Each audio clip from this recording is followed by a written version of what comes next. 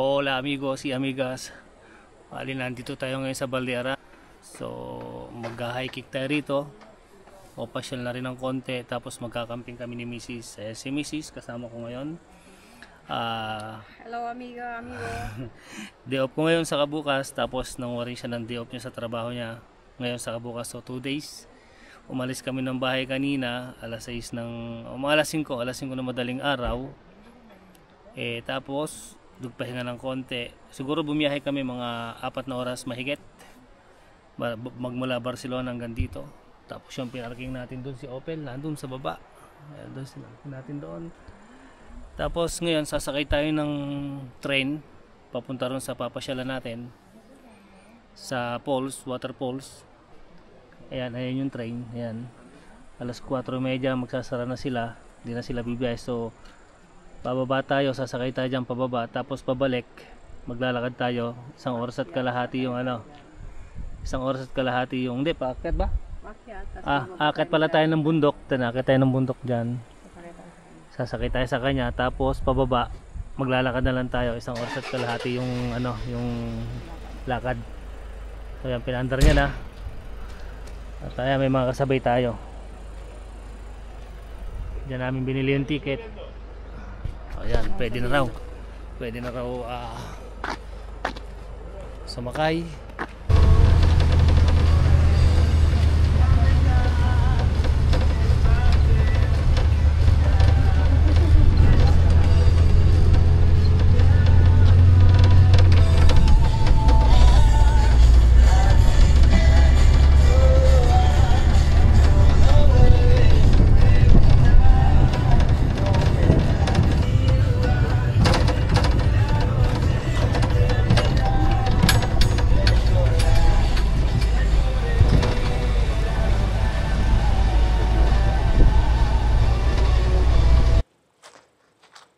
Andito na tayo sa ibabaw ng bundok.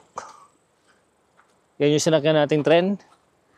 Tapos merong waterfalls dun sa ibabaw ng bundok. Papuntahan natin. 10 minutes ang lakarin. Tapos bababa tayo. Tingnan nyo mga kamigo kung gaano kaganda rito. Yan o.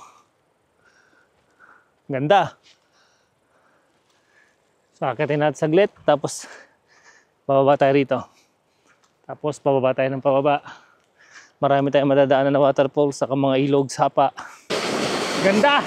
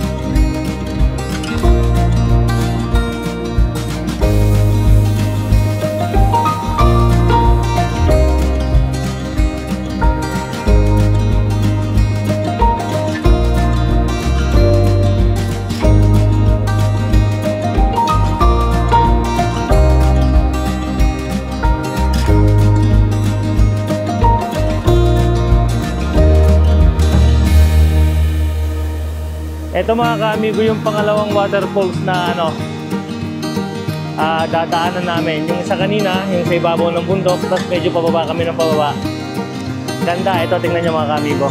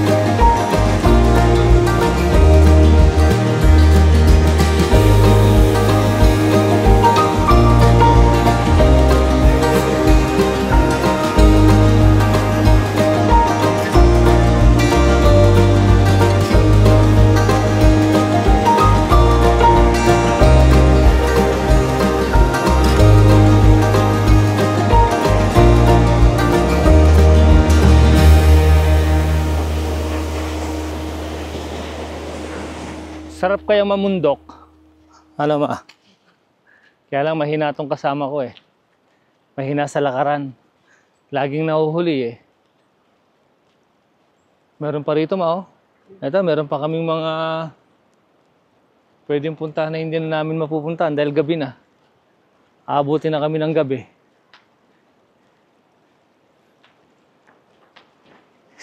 Kailangan pa namin magluto ng hapunan. Hahanap pa kami ng spot na pwede naming paglutuan, pagparkingan ni Opel. So pag wala kaming nakitang spot, maghahanap kami ng papasok kami ng campingan. Gahanap kami ng campingan na pwede naming pagpalipasan ng gabi. Ang ganda rito, para ka lang nasa Baguio eh. Yun oh.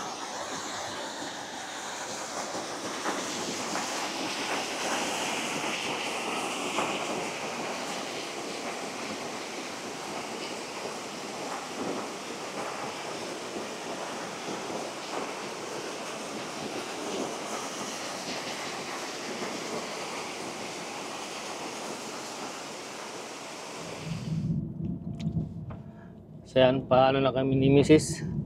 Palabas na kami rito sa montanya o sa bundok. Kitid ng kalsada.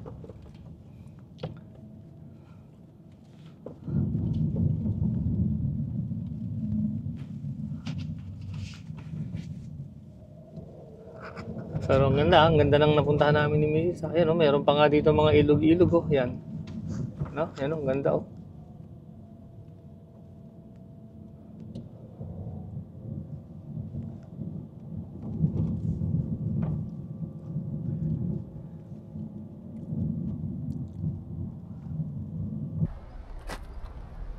Dito kami nakapag-parking ni Mrs. Libre. Kasi dito pwede kang magpalipas ng gabi, pwede kang magluto.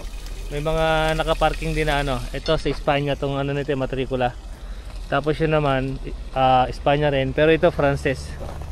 Tapos meron pa isa ron. Tapos ito nga dito kami. So yan ang view. Ganda ng mga bahay. Tapos ito naman si Mrs. Bali yung kakainin namin ngayon is razor clams. Ayan, niluluto ni Mrs. Ito yung razor clams.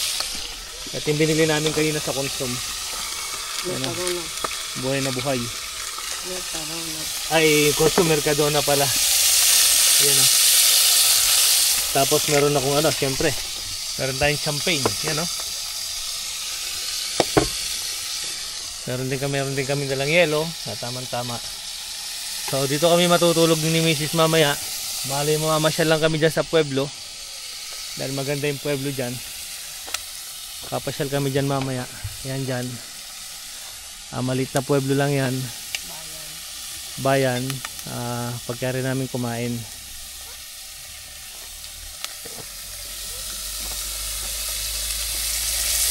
Yan o. Tama-tama ito sa baon kong champagne. Medyo malamig dito. Tapos bukas, hindi ko pa alam kung saan yung plano namin ni Mrs. Saan plano natin bukas ma? Wala pa kasi karuduhan. Francia. Gustong pumunta ni Mrs. ng France kasi malapit na rito yung France. Boundary na ng France to eh.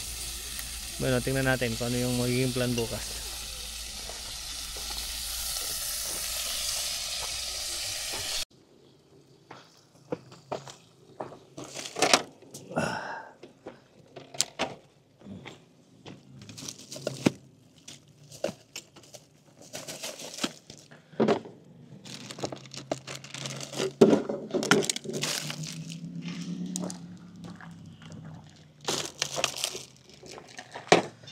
Bango naman yan niluluto mo. Huwag mo sanang tanggal yung mantika ma. Tumigas.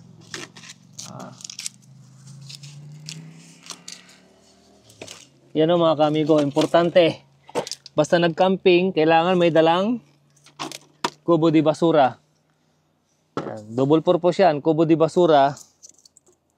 At inodoro na rin namin ni Mrs. yan. Inodoro na yun. Ano ba yan sa Tagalog? Yung anirola. Yun, no? Wow. Gusto mo rin, mama? Konti? Konti lang, no? Hindi ko naman kaya yan. Yun. Konti lang. Tapos, may baon din kaming ubas. Yan, no? Malinis na to, no, ma? Huwag mo. Huwag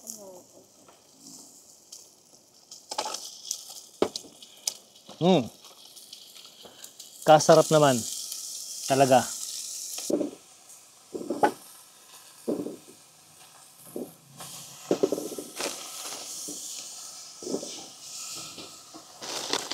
Ganito lang yung mga kamigo, yung mga nagkakamping dito sa Europe. Dito walang pakialamanan. Basta gaano lang, basta susundin mo lang yung lay. Maghahanap ka ng mga ganitong lugar na pwede kang magluto, pwede kang magpalipas ng gabi. Kasi may mga bawal na lugar dito na hindi ka pwedeng mag-camping o magpalipas ng gabi. Bawal magluto. Huwag mo.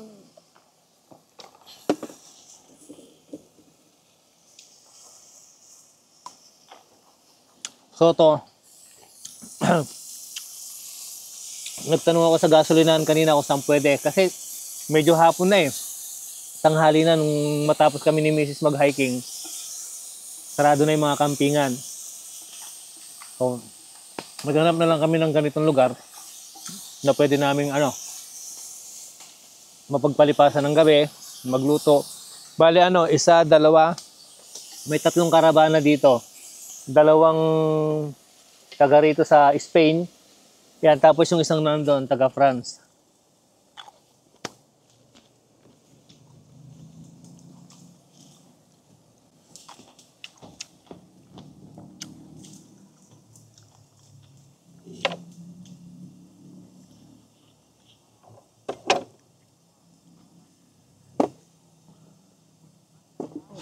Sarap kaya man, tamis. Yan ang niluluto ni Mrs. Oh. Mushroom, red pepper. Okay na yan. Tapos olive oil, pimienta, Lagay kong saka kanin asin. dito. No, huwag mo ihalo ha. Ba't ihalo mo yung kanin? Wala to. Para taste delicious. Para delicious daw.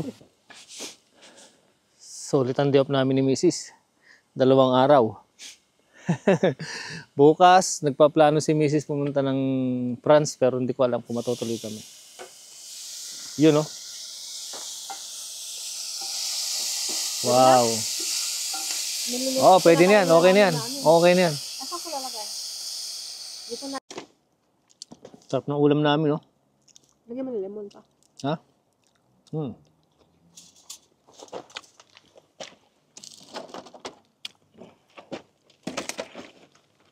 Ano mo yung lemon? Ha? Lemon.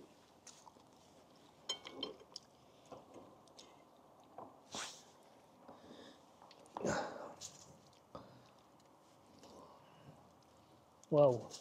Ninit mo lahat ng kanin?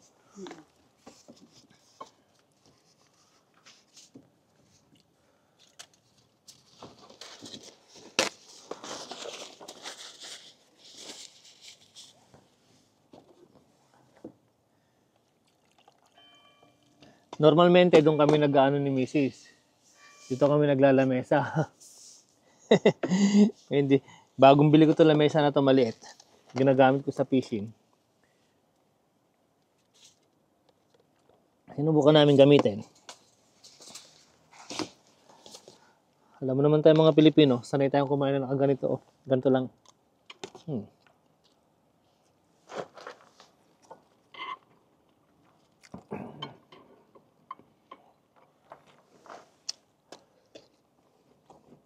Hap.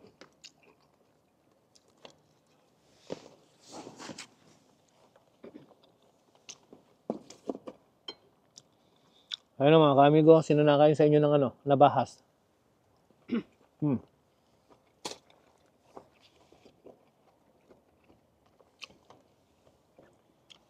Sabay inom ng champan.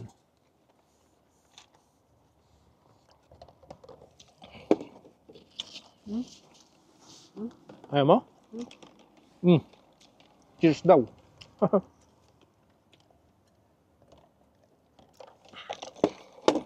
Sabi no? Ayaw mo? Sarap nga eh. Sige mga kami ko. Kain muna kami.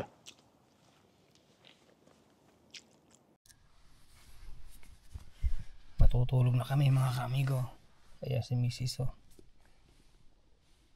Tulog na tulog na. So alas 10 na ng gabi rito. Nagpunta kami kanina dyan sa baryo. Mga alas 9 pasado siguro. Halos sarado na lahat. Iba talaga pag dito sa sa mga pueblo. Merong isang bar na nakabukas. Tapos halos lahat nakasarado na. So bukas na lang kami ng umaga mamamasyal. Ikot lang naman ng konti. So yun mga kamigo. Bonanit.